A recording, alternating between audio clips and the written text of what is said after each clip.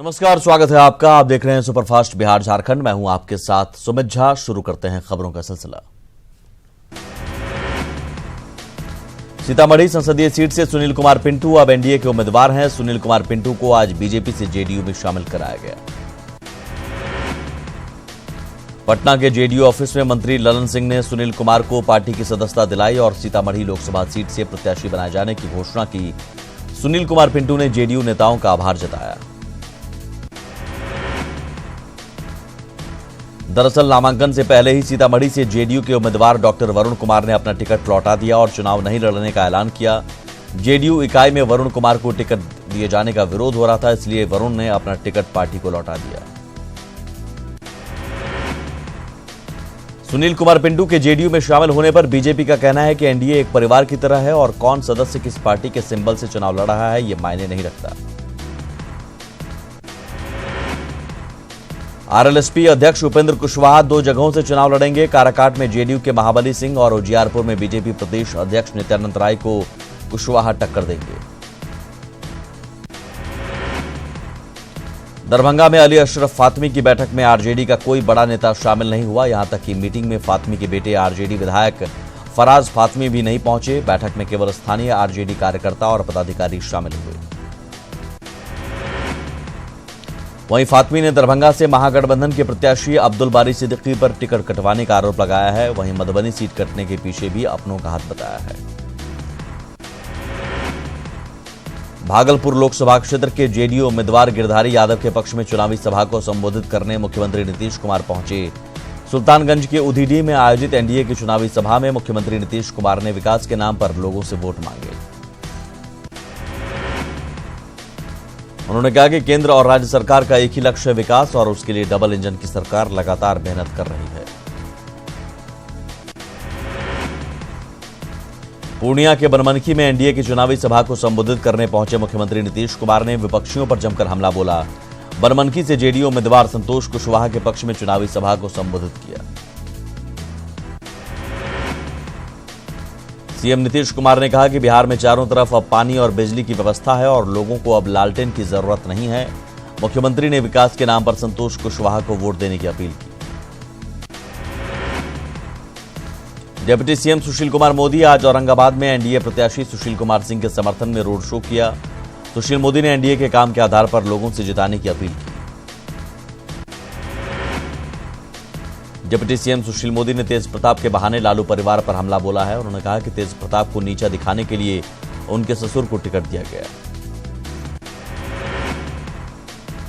पटना साहिब लोकसभा क्षेत्र से BJP candidate और केंद्रीय मंत्री रविशंकर प्रसाद आज फतुहा दौरे पर रहे, जहां उन्होंने अलवारपुर में बीजेपी कार्यकर्ताओं के साथ एक बैठक की। कार्यकर्ताओं के साथ रविशंकर प्रसाद ने चुनावी रणनीति पर गंभीर मंथन किया और एक बार फिर से नरेंद्र मोदी को पीएम बनाने का संकल्प दोहराया। इस दौरान रविशंकर प्रसाद ने विपक्षियों पर भी खुलकर वार किए। बेगूसराय से एनडीए के उम्मीदवार गिरिराज सिंह आज नवादा में एनडीए के उम्मीदवार चंदन कुमार के पक्ष में प्रचार करने पहुंचे, जहां उन्होंने कांग्रेस समेत सभी विपक्ष पर जमकर हमला बोला।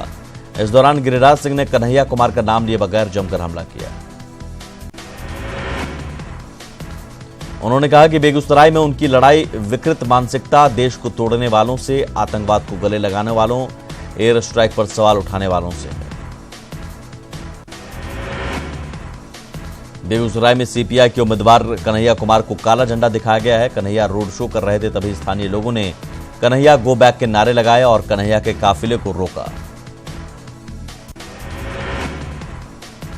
कन्हैया के विरोधी और कन्हैया समर्थकों के बीच हाथापाई भी हुई। 1 घंटे तक चले इस हाई वोल्टेज ड्रामे को पुलिस ने शांत कराया और कन्हैया के काफिले को वहां से रवाना किया। सीपीआई नेता कन्हैया ने गिरिराज सिंह पर हमला कराने का आरोप लगाया है और कहा कि वीडियो से साफ है कि हमला करने वाले गिरिराज सिंह के लोग ही हैं।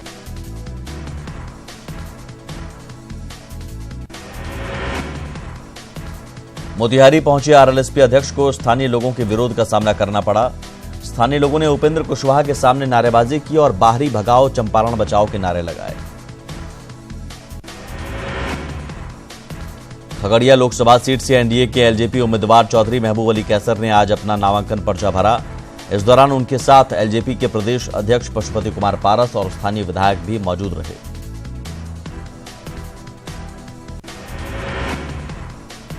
महाराजगंज लोकसभा सीट से आरजेडी के प्रत्याशी रणधीर सिंह लगातार जनसंपर्क कर रहे हैं। जलालपुर में रणधीर सिंह ने लोगों से मिलकर वोट की अपील की। गोपालगंज में चुनाव की तैयारी को लेकर महागठबंधन के नेताओं ने बैठक की, जिसमें लोकसभा क्षेत्र के सभी बूथों पर अपनी उपस्थिति दर्ज कराने के निर्देश दिए गए।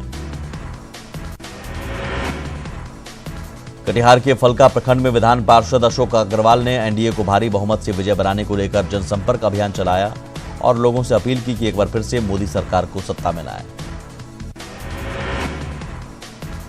आरा में भाकपा माले पोलित ब्यूरो सदस्य और माले की महिला इकाई एपवा की सेक्रेटरी कविता कृष्णन आज आरा पहुंची, जहां उन्होंने पार्टी के प्रत्याशी राजू यादव को विजय बनाने की अपील की। शेखपुरा में सीपीआई की जिला परिषद सदस्यों की बैठक बुलाई गई, जिसमें प्रत्याशियों की जीत को लेकर रणनीति बनाई गई। झारखंड में जेएमएम ने 4 लोकसभा सीट पर प्रत्याशियों की घोषणा की। दुमका से पार्टी अध्यक्ष शिबू सोरेन और राजमहल से विजय हांसदा पार्टी के प्रत्याशी होंगे। जमशेदपुर से चंपई सोरेन और गिरिडीह से जगन्नाथ महतो को प्रत्याशी बनाया गया है। झारखंड के मुख्यमंत्री रघुवर दास आज राउरकेला के सुंदरगढ़ में बीजेपी प्रत्याशी के लिए वोट मांगने पहुंचे। इस दौरान उन्होंने बानई और बिरामित्रपुर संसदीय क्षेत्र में पार्टी प्रत्याशी के पक्ष में प्रचार किया। सीएम ने लोगों को संबोधित करते हुए उन्होंने बताया कि झारखंड सरकार ने विकास के कितने काम किए हैं। उन्होंने कहा कि डबल इंजन की सरकार बनाने के लिए बीजेपी की सरकार बनाएं और बीजेपी प्रत्याशी को ही वोट दें। कांग्रेस विधायक गीता कोड़ा को सिंहभूम लोकसभा सीट का प्रत्याशी घोषित किए जाने के बाद चाईबासा के कांग्रेस भवन में उनका भव्य स्वागत किया गया। कार्यकर्ताओं ने फूल माला पहनाकर मिठाई खिलाकर गीता कोड़ा का स्वागत किया। इस दौरान कांग्रेस कार्यालय में जमकर आतिशबाजी की गई। पूर्व मुख्यमंत्री मधु कोड़ा भी पत्नी को टिकट मिलने से काफी उत्साहित दिखे। रांची से कांग्रेस के प्रत्याशी घोषित होने के बाद सुबोधकांत सहाय जेएमएम सुप्रीमो शिबू सोरेन से आशीर्वाद लेने उनके आवास पर पहुंचे। इस मौके पर उनके साथ झारखंड विधानसभा के नेता प्रतिपक्ष हेमंत सोरेन और पूर्व मंत्री चंपई सोरेन भी मौजूद रहे। रांची के बीजेपी उम्मीदवार सुबोधकांत सहाय ने गरीबी, रोजगार, स्वास्थ्य और शिक्षा के मुद्दे पर आम जनता से वोट देने की अपील की है। रांची में उन्होंने कहा कि कांग्रेस ने अपने घोषणा पत्र में गरीबों को 72,000 रुपए सालाना देने का वादा किया है।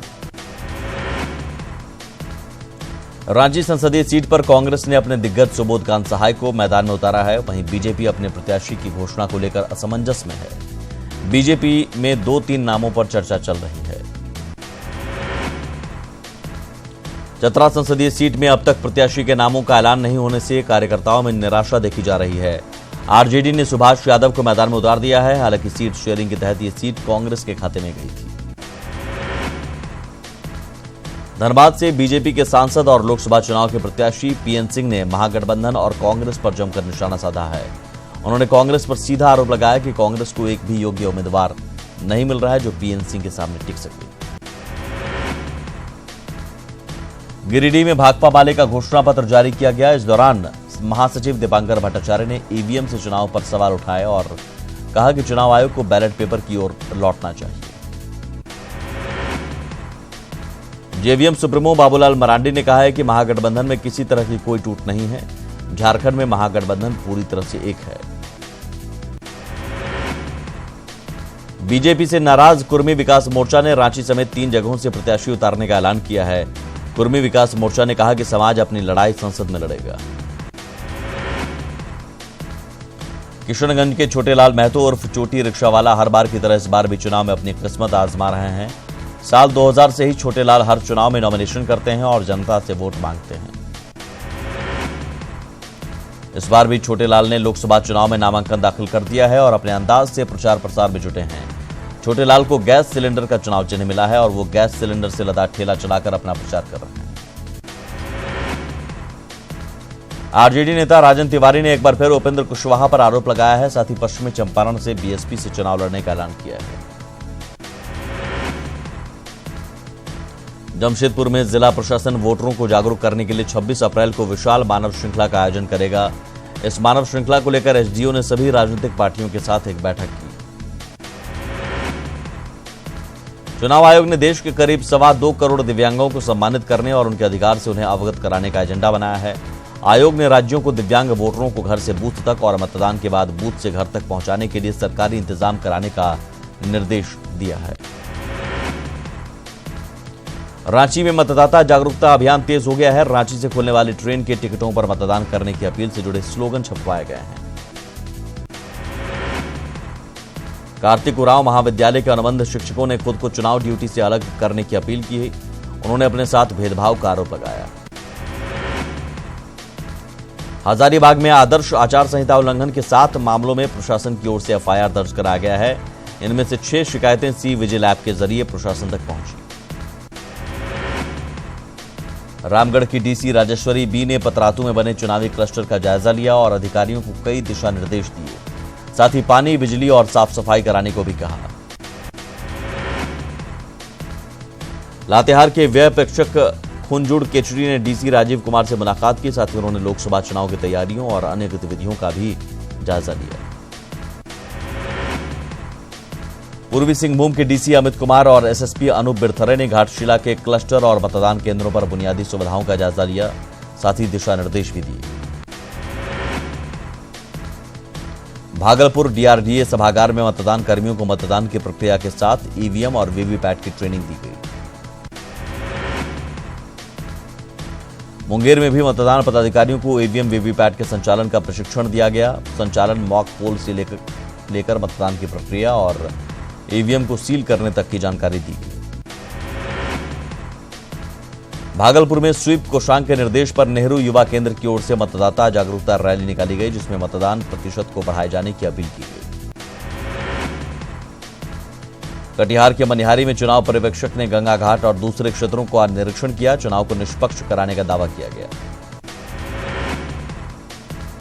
कांग्रेस के घोषणा पत्र को लेकर बीजेपी प्रदेश प्रवक्ता अजफर शमसी ने कड़ी प्रतिक्रिया दी है। उन्होंने कहा कि कांग्रेस ने तुष्टीकरण की राजनीति के तहत देश को बांटने वाला घोषणा पत्र तैयार किया है। जमशेदपुर में जिला प्रशासन वोटरों को जागरूक करने के लिए 26 अप्रैल को विशाल मानव श्रृंखला का आयोजन करने जाएगा। मानव श्रृंखला को लेकर एसडीओ ने सभी राजनीतिक पार्टियों के साथ एक बैठक की।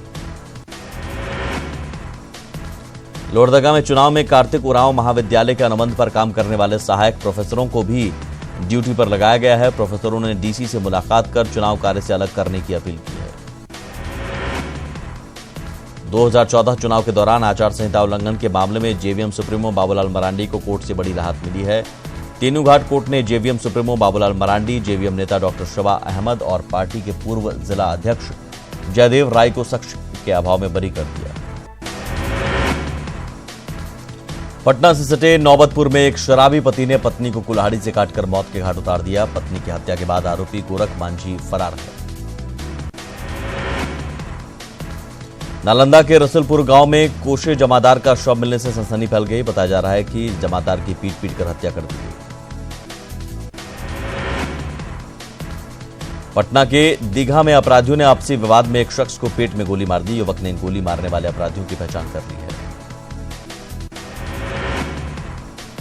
पटना के फतुहा में पुलिस ने लुटेरा गिरोह के 5 सक्रिय सदस्यों को गिरफ्तार किया है। इनके पास से 4 देसी कट्टा, 8 जिंदा कारतूस समेत गहने, 2 मोटरसाइकिल और 17 मोबाइल बरामद किए गए।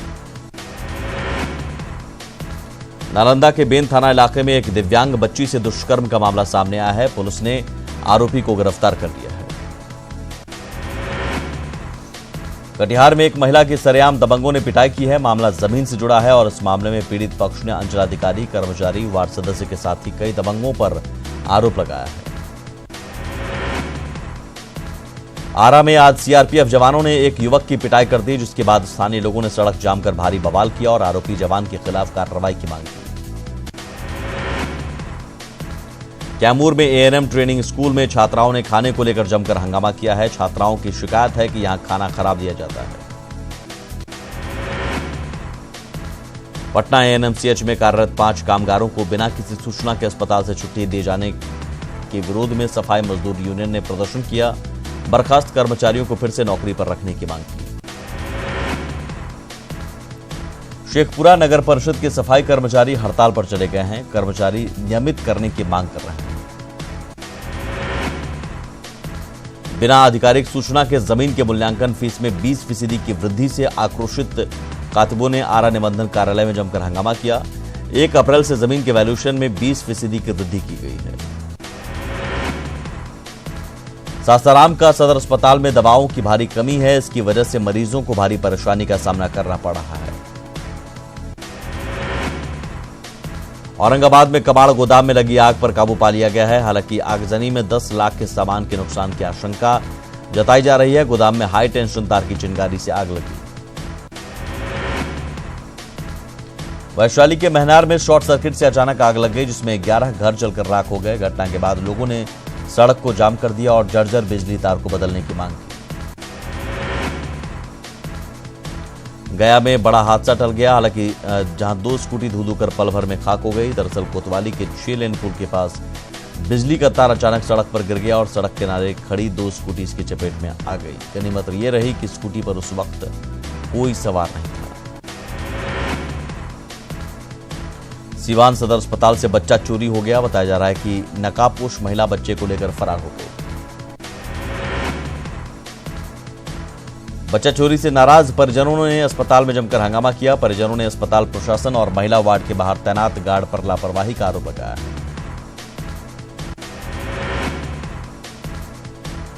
शेखपुरा के लोदीपुर पंचायत के ग्रामीणों ने नल जल योजना में हो रही गड़बड़ी को लेकर डीएम से शिकायत की है। साथ ही पेयजल मुहैया कराने की मांग की।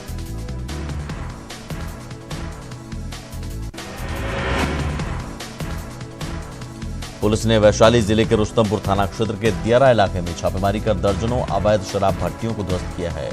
वहीं पुलिस ने शराब बनाने के उपकरणों को भी नष्ट किया। रांची का रुख करते हैं। बीजेपी की प्रेस कॉन्फ्रेंस हो रही है, सीधे रुख करते हैं। जैसा मैंने कहा कि तथाकथित महामिलावटी गठबंधन के लोगों को जो सच्चाई, वह सच्चाई जनता के सामने लाएंगे।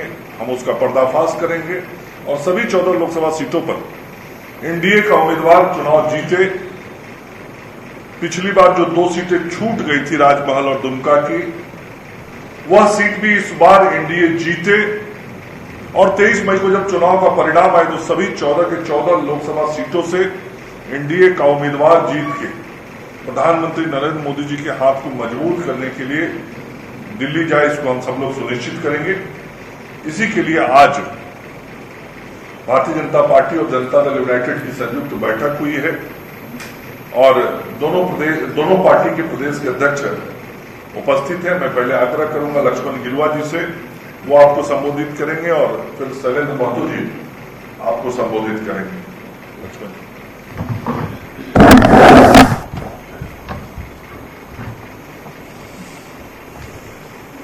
भारतीय जनता पार्टी प्रदेश मुख्यालय में आज की इस प्रेस वार्ता में अपने बीच झारखंड प्रदेश की चुनाव के प्रभारी डॉक्टर मंगल पांडे जी, जदयू के प्रदेश संयोजक श्री शैलेंद्र सिंह जी, वे भारतीय जनता पार्टी के महामंत्री शैलेंद्र महतो जी, भारतीय जनता पार्टी के प्रदेश के महामंत्री और बड़े लोकप्रिय विधायक राजमाल श्री अनंत ओझा जी, प्रदीप जी, और उसके साथ आज के इस प्रेस वार्ता में जनता दल यूनाइटेड के सभी पदाधिकारी, कार्यकर्तागण, आप सभी प्रेस मीडिया के मित्रगण। ये आज हम सबों के लिए तो बड़ा खुशी का अवसर है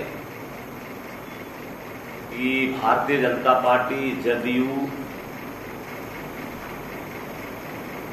एलजेपी, आजसू, ये हमारा गठबंधन का पार्ट है, एनडीए का पार्ट है। एक तरफ अपने भारतीय जनता पार्टी के राष्ट्रीय अध्यक्ष आदरणीय अमित शाह जी, जदयू के राष्ट्रीय अध्यक्ष श्रीमान नीतीश कुमार जी, सुदेश जी और रामविलास पासवान जी, ये चारों का एक संयुक्त प्रयास है कि अपने झारखंड प्रदेश में जो 14 लोकसभा सीटें हैं, 14 लोकसभा सीट में से हम 14 के 14 लोकसभा सीट जीते हैं।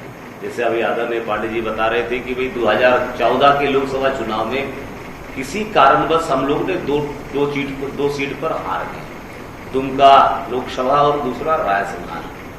लेकिन अब की बार हम सबों का संयुक्त प्रयास यानी भारतीय जनता पार्टी, जदयू, एलजेपी और आजसू, ये संयुक्त प्रयास से मुझे विश्वास है कि हम 14 के 14 लोकसभा सीट जीतेंगे। एक संयुक्त प्रयास हम इस बैठक में हम लोगों ने तय किए कि संयुक्त प्रयास करके हम 14 के 14 एनडीए के प्रत्याशियों को जिताएंगे, मुझे विश्वास है।